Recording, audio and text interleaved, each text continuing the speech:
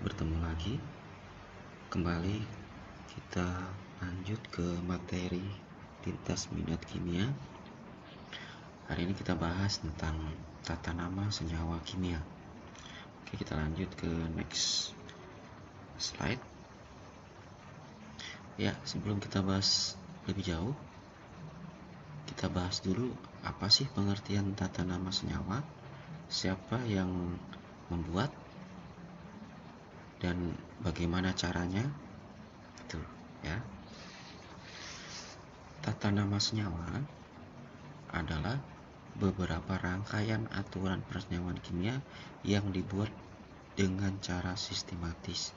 Jadi maksudnya di sini adalah bagaimana memberikan nama suatu senyawa itu dibuat sesuai dengan aturan.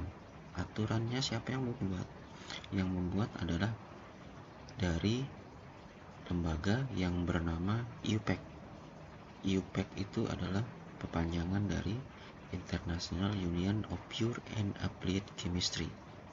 Jadi IUPAC itu adalah suatu lembaga internasional yang mengatur tentang pemberian nama dan lambang unsur kimia di seluruh dunia. Oke, next slide berikutnya. Maaf. Ya, seperti kita ketahui, senyawa itu terdiri dari dua jenis, dapat dikelompokkan, senyawa biner dan senyawa poliatomik. Untuk senyawa biner itu terdiri dari dua jenis, senyawa biner ionik dan senyawa biner kovalen. Untuk senyawa poliatomik itu juga terdiri dari dua jenis, senyawa poliatomik asam dan senyawa poliatomik basa. Nah, ini yang akan kita bahas untuk hari ini, bagaimana penamaannya, terus aturannya bagaimana. Nah, itu kita bahas untuk materi hari ini. Tapi sebelumnya kita perlu ketahui dulu pengertian dari senyawa biner itu apa. Senyawa biner itu adalah senyawa yang tersusun atas dua jenis unsur. Jadi semua senyawa yang terdiri dari dua jenis unsur atau atom itu dinamakan senyawa biner. Bi artinya dua. Contoh MgCl2. Berarti di sini ada dua unsur apa aja? Mg dan Cl2. Maka Mg ini termasuk dalam senyawa biner. Contoh lain, CO, kemudian HCl. Ini semua terdiri dari dua unsur atau atom. CO itu terdiri dari C dan O, HCl itu terdiri dari H dan Cl. Oke, paham ya? Next, senyawa biner itu adalah senyawa biner ionik itu adalah senyawa biner yang terdiri dari unsur logam dan unsur non logam. Jadi seperti yang kita bahas pertemuan sebelumnya, ada yang namanya ikatan ion. Jadi ikatan ion itu terdiri dari unsur positif dan unsur negatif. Untuk senyawa biner ionik itu terdiri dari dua unsur logam dan unsur non logam. Contoh MgCl ini terdiri dari dua unsur Mg dan Cl. Mg itu termasuk dalam golongan logam. Cl itu termasuk dalam golongan unsur non logam. Contoh lain AlO3. Al itu termasuk dalam unsur logam. O3 itu termasuk unsur non logam, golongan unsur non logam. Maka MgCl dan AlO3 itu termasuk dalam senyawa biner ionik. Bagaimana aturan penulisan tata namanya? Ini Untuk aturan tata nama senyawa biner ionik itu langkah-langkahnya ini ada 4. Yang pertama seperti tadi, menentukan nama unsur logamnya dulu, kemudian menentukan nama anion non logamnya dulu, kemudian setelah itu digabungkan namanya tadi, setelah itu diberi akhiran yang di paling belakang itu diberi akhiran ida. Contoh NaCl terdiri dari 2 unsur, Na dan Cl. Na itu natrium, dia termasuk dalam logam. Cl itu masuk dalam diberi nama klor atau klorida. Ini termasuk dalam non logam, sehingga untuk penamaannya menjadi natrium klorida. Paham ya untuk aturan penulisan tata nama senyawa biner? Kita lanjut lagi, senyawa biner kovalen. Senyawa biner kovalen itu adalah senyawa biner yang terdiri dari unsur non-logam dan unsur non-logam. Jadi bedanya dengan senyawa biner ion tadi, kalau senyawa biner ion tadi itu antara unsur logam dan non-logam, tetapi kalau senyawa biner kovalen itu terdiri dari unsur non-logam dan unsur non-logam. Contoh, CO terdiri dari 2 unsur, C dan O. C itu karbon, O itu oksigen. C itu masuk dalam non-logam, O itu termasuk dalam non-logam, sehingga CO ini masuk dalam senyawa biner kovalen. Kemudian HCl. HCl itu terdiri dari 2 unsur, H dan Cl. H itu hidrogen, termasuk dalam non-logam. Cl itu klorin, termasuk dalam non-logam.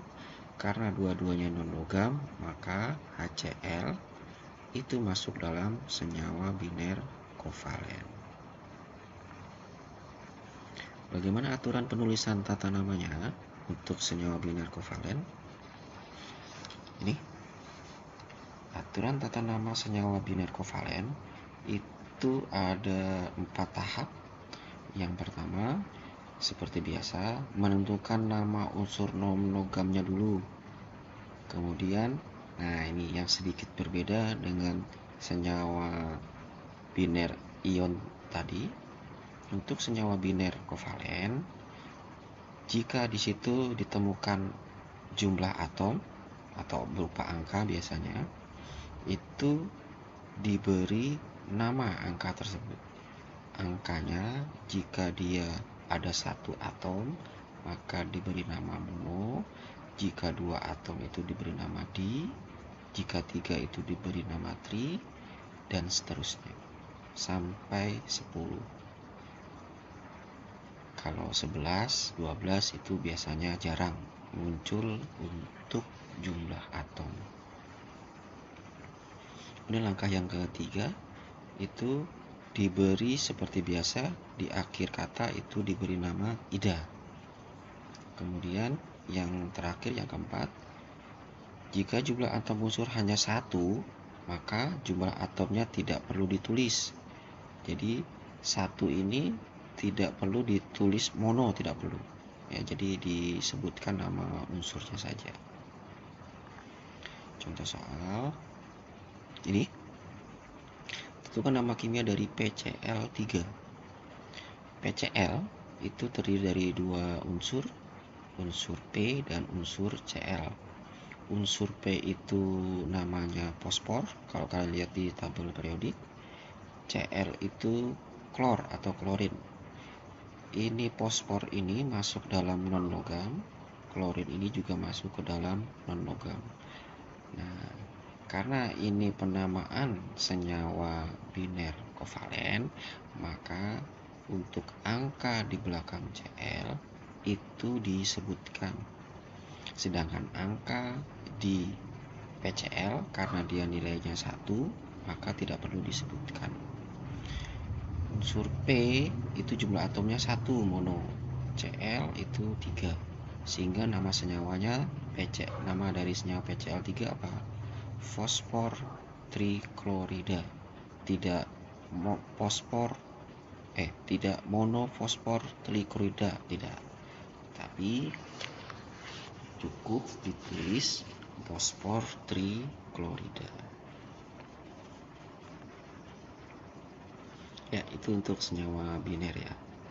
Kita lanjut ke senyawa poliatomik. Senyawa poliatomik itu apa sih? Nih. Senyawa poliatomik adalah senyawa yang berasal dari gabungan ion bermuatan positif atau kation dan ion bermuatan negatif atau anion. Nah, untuk senyawa poliatomik itu sudah disiapkan tabel untuk penamaannya. Jadi di sini ion poliatomik itu umumnya yang ada di dalam tabel ini. Bisa kita lihat NH4 positif itu, maka nama anionnya amonium. OH negatif namanya hidroksida. Cn negatif itu sianida, dan seterusnya. Sudah tersedia di dalam tabel. Jadi ini yang perlu kalian ingat untuk nama-nama senyawa ion poliatomiknya ini.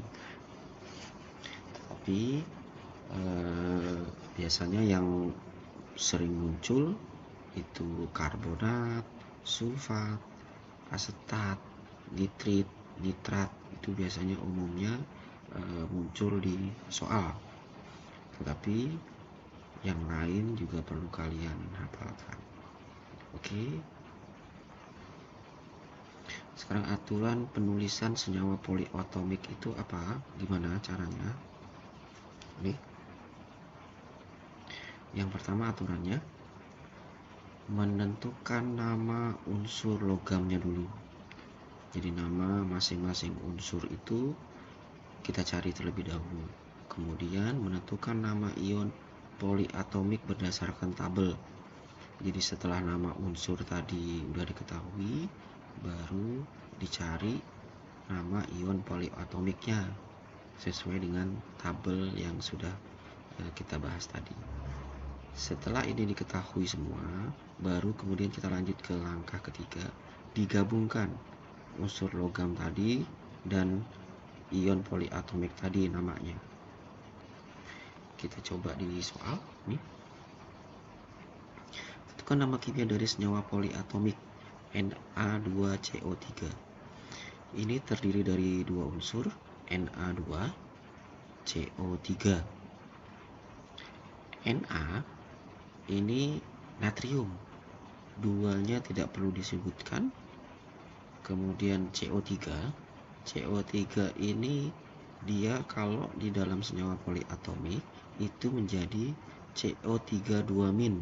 Kalau kita lihat di dalam tabel, CO32- tadi apa? Karbonat. Sehingga nama senyawanya menjadi natrium karbonat.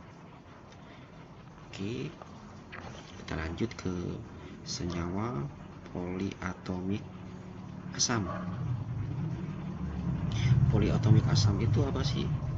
Senyawa poliatomik asam adalah senyawa yang berasal dari gabungan ion bermuatan positif dan ion bermuatan negatif, di mana dalam senyawa tersebut mengandung ion H atau biasanya disebut dengan asam. Contoh HNO3, H2SO4. Nah, di sini ada unsur H, maka ini termasuk dalam asam. Oke, aturan penamaannya bagaimana?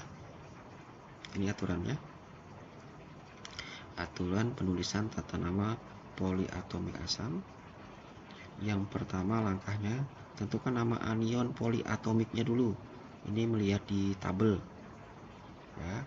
Kemudian baru nomor 2, unsur H itu diberi nama asam. Setiap ada unsur H itu diberi nama asam, tidak hidrogen tetapi asam. Kemudian yang ketiga, nama senyawa merupakan gabungan antara senyawa asam dan nama anion poliatomik, itu yang ada di tabel tadi. Contoh, tentukan nama kimia dari senyawa asam poliatomik HNO3. Ini terdiri dari dua unsur H dan NO3. H, karena di sini ada H, maka dia asam untuk namanya. Kemudian untuk NO3 itu anion poliatomiknya itu nitrat, maka nama senyawanya itu menjadi asam nitrat. Kemudian senyawa poliatomik basa. Senyawa poliatomik basa adalah senyawa yang berasal dari gabungan ion muatan positif dan ion muatan negatif, di mana senyawa tersebut mengandung ion OH. Bedanya dengan senyawa poliatomik asam, kalau asam tadi itu dia mengandung unsur H, tetapi kalau basa itu mengandung unsur OH atau basa, sehingga nanti penamaannya itu kalau asam itu ada kata asamnya, untuk H itu namanya asam, kalau OH itu basa. Tapi itu tidak umum digunakan, tapi biasanya digunakan hidroksida. Contoh, NaOH itu namanya nanti pasti natrium hidroksida, CaOH kalium hidroksida, dan seterusnya. Aturan penamaannya bagaimana? Nah, ini aturannya. Seperti biasa, menentukan nama logamnya. Nah, kemudian nama OH, jika menemukan unsur OH itu diberi nama hidroksida. Kemudian yang ketiga, menggabungkan nama logam tadi dan hidroksida. Contoh, tentukan nama kimia senyawa dari NaOH. NaOH terdiri dari dua unsur, Na dan OH. Na itu natrium, OH ini hidroksida, sehingga nama senyawanya menjadi natrium hidroksida. Ya, ini yang kita bahas di materi tata nama senyawa kimia. Untuk selanjutnya kalian coba sendiri. Ini tugas yang kalian harus kerjakan. Tugas kalian tulis di buku tugas atau kertas folio bisa.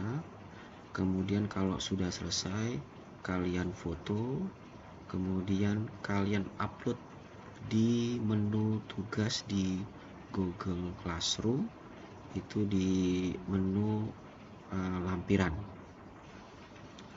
Untuk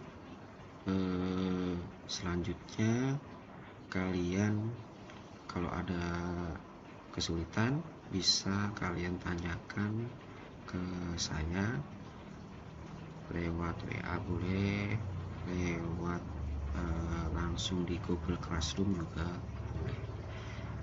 Ya, saya akhiri untuk materi hari ini. Wassalamualaikum warahmatullahi wabarakatuh.